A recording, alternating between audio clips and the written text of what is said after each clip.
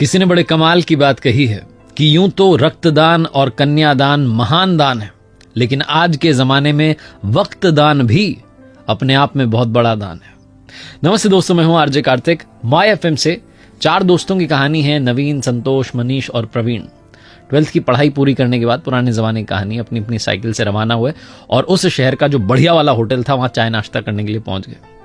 चारों ने मुश्किल से मिलकर 100 रुपए इकट्ठा किए थे। वहां पर जाकर के बढ़िया सी उन्होंने छोटी सी पार्टी कर ली। पार्टी खत्म होने को आई थी, वो पैसे लेने के लिए बिल लेकर के वेटर आया। तभी चारों के बीच में एक डिस्कशन शुरू हुआ कि आज से 40 साल के बाद में हम चारों फिर से मिलेंगे। तब तक नहीं मिलेंगे, 40 साल के बाद में मिलेंगे और इसी होटल में मिलेंगे और पार्टी करेंगे, और उस दिन जो सबसे आखिरी में आएगा उसको बिल के पैसे देने। चारों ने कहा बहुत बढ़िया, बहुत बढ़िया। वो बच्चों वाली शर्त लगती वो लग गई। तो 40 साल के बाद मिलने का डिसाइड हुआ। वो जो वेटर था वो सारी बात सुन रहा था। उसने कहा ठीक है, अगर आप 40 साल बाद आते हैं और मैं यहीं रहा तो मैं भी आपकी वो 40 साल बाद वाली पार्टी देखना चाहूंगा। 40 साल कब बीत गए मालूम नहीं चला। पूरे शहर का नक्शा बदल गया, मल्टी स्टोरी बिल्डिंग बन गई, फ्लाईओवर बन गए, सब कुछ चेंज हो गया। और चारों दोस्त जो थे उनकी जिंदगी तो कंप्लीटली अलग अलग हो चुकी थी। कोई इंजीनियरिंग के लिए दूसरे शहर में चला गया था, कोई सरकारी कॉलेज में दाखिला ले रहा था, कोई अपना बिजनेस शुरू कर चुका था। सब ने अपनी अपनी जो है जिंदगी जीना शुरू कर दिया था और जिंदगी में बहुत आगे बढ़ चुके थे। 40 साल बीतने के बाद में सबको तारीख याद थी, 1 जनवरी को मिलना था। शाम के लगभग 6 बजे होंगे। वो जो होटल थी वो 5 स्टार होटल बन चुकी थी। वो जो वेटर था उसका मालिक बन चुका था भोला। एक लग्जरी कार आकर के रुकती है और उसमें से मनीष निकलता है और जाकर के सीधा होटल में देखता है तो वो जो सेठ बन चुका था भोला वो पहचान जाता, कहता है अरे आप आ गए, क्या बात है, आपके लिए प्रवीण सर ने टेबल बुक करवा दिया, आप बैठिए। और आपने मुझे पहचाना कि नहीं, मैं वही वेटर हूं जो उस दिन था। बोला अरे क्या बात है, आप तो मालिक बन गए। मनीष को इस बात की खुशी हो रही थी कि मैं पहले आ गया, मुझे बिल नहीं चुकाना है। मनीष बैठा ही था कि थोड़ी देर के अंदर जो है संतोष आ गया। संतोष कहने लगा कि मैं तो बहुत बड़ा बिल्डर बन गया हूं। मनीष कह रहा था मेरी तो ज्वेलरी के शोरूम चल रहे हैं 3-4। दोनों अपनी बातचीत कर रहे थे कि नवीन आ गया। नवीन ने कहा जी मेरी भी बहुत बढ़िया कंपनी चल रही हैं। तीनों इंतजार कर रहे थे प्रवीण आ जाए। तभी वो जो सेठ था भोला, जो कि उसका मालिक था 5 स्टार होटल का, उसने कहा कि अरे आप शुरू कीजिए, स्नैक्स लेना शुरू कीजिए। उनका प्रवीण सर का कॉल आया था कि वो थोड़ा देरी से आएंगे, आप शुरू कीजिए। तो तीनों की जो है बातचीत, हंसी ठिठोली शुरू हुई, मजाक शुरू हुई।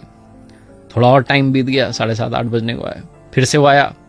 सेठ जो था उसने कहा आप डिनर शुरू कीजिए। उन्होंने ऑर्डर कर दिया, कह रहे हैं मैं आता ही हूँ। तीनों को लगा कि आ ही जाएगा प्रवीण। उन्होंने डिनर कर लिया। डिनर करने के बाद उन्हें लगा कि प्रवीण तो आया ही नहीं। उन्हें अंदर से थोड़ा बुरा भी लग रहा था कि दोस्त से नहीं मिले, और वो भारी मन से सोच रहे थे कि अब बिल पे करते हैं, निकलते हैं। तभी वापस से सेठ आया भोला। उसने कहा कि आपका बिल जो है पे कर दिया गया है। तो तीनों चौंक गए कि प्रवीण ने बिल भी पे कर दिया, आया भी नहीं। बाहर निकलने वाले थे कि गेट पर एक लड़का जो है गाड़ी में से उतरता है, दौड़ के आता है और इनके चरण छू लेता है, इनको प्रणाम करके कहता है अंकल नमस्ते, मैं आपके दोस्त प्रवीण जी का बेटा हूं। मेरे पिता जो हैं शिक्षक बन गए थे और मुझे इस काबिल बनाया कि मैं इस शहर का कलेक्टर बन गया। लेकिन पिताजी 1 महीने पहले ये दुनिया छोड़कर चले गए। उन्हें बीमारी हो गई थी, बीमारी ने घेर लिया था। लेकिन उन्हें शर्त याद थी, 1 जनवरी की तारीख याद थी, इसलिए उन्होंने कहा था कि तुम सारे अरेंजमेंट कर देना, बस उन्हें बताना मत।